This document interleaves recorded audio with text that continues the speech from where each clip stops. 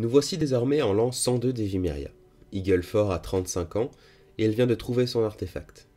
Il commence à comprendre leur puissance et leur valeur. Et alors que précédemment il ne s'était jamais mêlé des affaires du conservatoire, sa nouvelle découverte l'y pousse.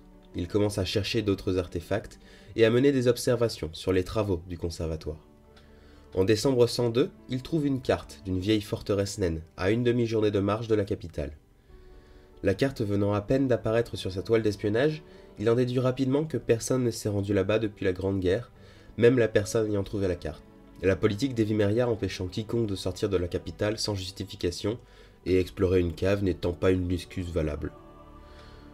Après un moment de négociation avec le détenteur du parchemin, Eagle le récupère et décide de s'aventurer dans cette forteresse. Il préfère ne pas en parler à ses sous-fifres et décide d'engager 2 mercenaires porteurs d'artefacts, Jean et Liliana, dont il ne sait pas grand-chose à part qu'ils en veulent au conservatoire. Son plan original étant de se séparer des deux une fois le ou les artefacts en main. Ils sortent de la capitale grâce au contact d'Eagle. À eux trois, ils atteignent sans grande difficulté la forteresse naine. La végétation a complètement envahi la porte d'entrée. Seul passage vers l'intérieur de la forteresse qui se situe sous une colline. Ils décident d'entrer sans attendre, le passage étant difficile mais praticable. Torche à la main, ils arrivent dans le grand hall d'entrée de la forteresse, passant à côté d'un poste de garde abandonné. Le grand hall arbore une dizaine de cellules de prison, certaines d'entre elles ayant toujours des occupants, décédés depuis bien longtemps.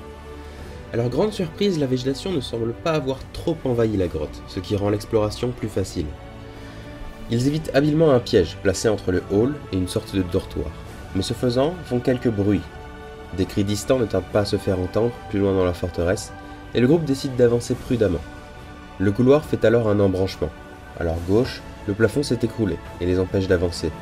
Devant eux, un réfectoire encore rempli de tables et de chaises, avec quelques râteliers sur chacun des murs sur lesquels sont encore rangés arcs, haches et épées naines. L'exploration porte déjà ses fruits, ces trouvailles peuvent se vendre très cher. Ils continuent leur chemin vers la droite, dernière possibilité, en face de l'éboulement, jusqu'à une bibliothèque.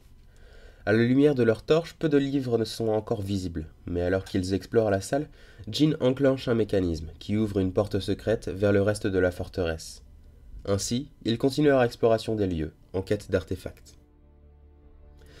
Alors qu'ils sortent du passage secret, ils aperçoivent brièvement une silhouette courir dans le couloir en face d'eux, puis la lumière disparaît rapidement, encore plus loin dans l'ancien bastion nain.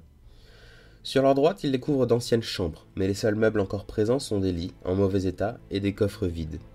Le couloir mène sur une intersection, sur leur gauche, l'éboulement qu'ils ont découvert précédemment, et sur leur droite, là où ils ont vu la lumière disparaître. Le couloir continue plus loin, et ils décident de le suivre. Sur le côté, ils découvrent une grande fosse, avec ce qui semble être les vestiges d'un ascenseur, et des escaliers en spirale qui descendent dans les profondeurs de la terre. Liliana décide de jeter sa torche dans la fosse pour tenter de mesurer sa profondeur, mais alors que sa lumière touche le fond, elle s'éteint. Ils ont pu déterminer que la fosse faisait environ 100 mètres de profondeur et décident de ne pas s'y aventurer tout de suite, cette fosse conduisant sans doute aux anciennes mines naines qui peuvent s'avérer très dangereuses.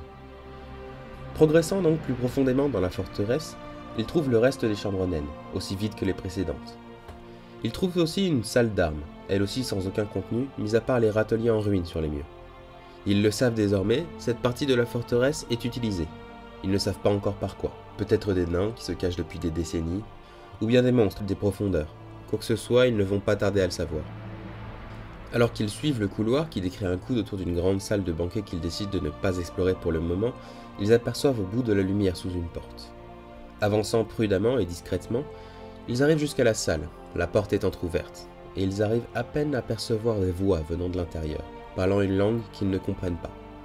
N'attendant pas de se faire repérer, ils entrent dans la salle et attaquent les créatures. Les 5 gobelins présents dans la salle menèrent un beau combat, mais au final furent vaincus par les 3 maîtres d'artefacts, même si Eagle, ratant son tir, réussit à planter un carreau d'arbalète dans le dos de Jean. Suite à cela, ils purent observer la pièce. Il semblerait qu'elle était la chambre du seigneur de la forteresse, la plupart des fournitures étant encore présentes. Sur un petit piédestal au pied du lit, ils trouvèrent l'artefact qu'ils recherchaient. Une paire de bottes, autour desquelles les gobelins se trouvaient lorsque le groupe est entré dans la salle. Ils arrivèrent tant bien que mal à les mettre dans un sac et continuèrent leur exploration des lieux. Il ne leur restait selon la carte que la salle des doléances à explorer, la salle du trône.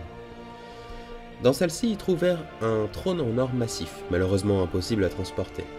ainsi qu'une énigme inscrite en nain sur l'arrière du dossier, qu'il parvint à déchiffrer tant bien que mal. Voilà ce qu'elle lisait. Vivant sans souffle, froid comme la mort, jamais assoiffé, toujours buvant, en code de maille, jamais cliquetant. Ils trouvèrent la réponse après quelques minutes de réflexion, ce qui fit se déplacer le trône, laissant un passage en dessous, amenant jusqu'à une salle de trésor complètement vide. Ainsi se termina leur exploration de la forteresse. Ils en ressortirent et retournèrent à Evimeria avec le plus de biens possible, et se dirigèrent vers une taverne qui serait bientôt une des tavernes les plus fréquentées d'Evimeria sans pour autant être connue. L'objectif du groupe était désormais de recruter 2 autres personnes pour explorer les mines de la forteresse, voir s'ils ne pourraient pas trouver mieux. Ils se dirigèrent donc vers la taverne du perroquet cacteur.